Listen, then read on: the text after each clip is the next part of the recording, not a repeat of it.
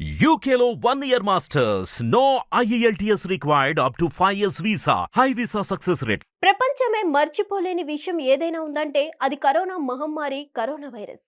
ఇది ప్రపంచాన్ని వణికించేసింది. దాదాపు చాలా దేశాల్లో రోజుకు 100కు తక్కువ కాకుండా మరణాలు సంభవించేవి. అయితే ఇదే తరహాలో ఇప్పుడు అగ్రరాజ్యం అమెరికాను ఓ సమస్య పట్టి పీడిస్తోంది. అవును, మీరు విన్నది నిజమే.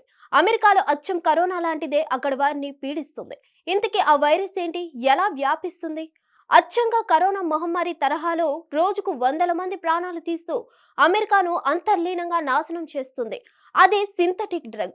దీని ధాటికి బలైపోతున్న వారిలో మెజార్టీగా యువత, మధ్య వయస్కుల వారే ఉన్నారని అంటున్నారు. అయితే ఈ వ్యవహారంపై చైనాను అనుమానిస్తున్నారని చెప్తున్నారు. ఎందుకంటే చైనా నుంచే ఇది వ్యాప్తి చెందిందని అనుమానం వ్యక్తం చేస్తున్నారు. ఇటీవల America centres for disease control and prevention shocking గణాంకాలు విడుదల చేసింది. ఇదే సమయంలో ఇటీవల జరిగిన అమెరికా అధ్యక్ష ఎన్నికల్లో రిపబ్లికన్ అభ్యర్థి డొనాల్డ్ ట్రంప్ ప్రధాన ప్రచారాస్త్రాల్లో ఈ అంశం ఒకటిగా మారింది. అదేంటంటే అమెరికాను వణికిస్తున్న ఆ డ్రగ్ పేరు ఫ్యాంటనిల్. ఇది ఒక పెయిన్ కిల్లర్. అయితే ఇది కేంద్ర నాడి వ్యవస్థపై పనిచేస్తుంది. హెరాయిన్ కంటే సుమారు 50 రెట్లు పవర్ఫుల్ అని చెప్తున్నారు. దీన్ని 2 మిల్లీగ్రాముల డోసు కూడా ప్రాణాంతకమైనదని హెచ్చరిస్తున్నారు.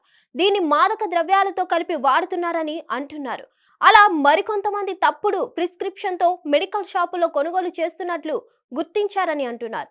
ఇది మెక్సికోలోని క్రిమినల్ గ్యాంగ్స్ చేతిలో పడడం వల్ల ఈ స్థాయిలో విచ్చలవిడి అయిపోయిందని అంటున్నారు. చైనాలో దీన్ని చౌకగా తయారు చేసి వివిధ మార్గాల్లో అమెరికాకు తరలిస్తున్నారని, వాస్తవానికి పెయిన్ కిల్లర్ గా ఉపయోగించే ఈ ఫ్యాంటనిల్ ను ఆసుపత్రుల బయట వినియోగించేవారు కాదు. అయితే ఇప్పుడు ఎక్కడ పడితే అక్కడ విచ్చలవిడిగా వాడుతున్నారని అంటున్నారు.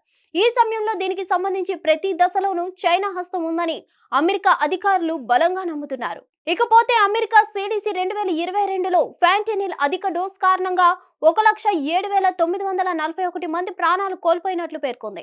అంటే సగటున రోజుకు 295 మంది దీని కారణంగా చనిపోతున్నారన్నమాట. ఇక ఈ సంఖ్య 2023లో 1,10,640 ఉండొచ్చని అంటున్నారు. అంటే సగటున రోజుకు 303 మంది చనిపోతున్నట్లు అన్నమాట. ఈ సందర్భంగా స్పందించిన America customs and border protection agency గత 2 ఏళ్లలో సుమారు 50,000 పౌండ్ల కంటే ఎక్కువ ఫ్యాంటనిల్ ను స్వాధీనం చేసుకున్నట్లు ప్రకటించింది. అంటే దాదాపు 20 లక్షల మంది ప్రాణాలు తీయగలిగినంతన్నమాట. ఈ విషయాలు CBP తాత్కాలిక చీఫ్ వెల్లడించారు. దీన్ని బట్టి ఈ సమస్య తీవ్రత అమెరికాకు ఏ స్థాయిలో ఉందో అర్థం చేసుకోవచ్చని అంటున్నారు. హిట్ టీవీ యాప్ ని డౌన్లోడ్ చేసుకోండి. ఇందులో short news, live news, entertainment movies అన్ని అవైలబుల్ గా ఉన్నాయి. Please download Hit TV app. Hit TV app. Hit TV యాప్ని ఫ్రీగా డౌన్లోడ్ చేసుకోండి.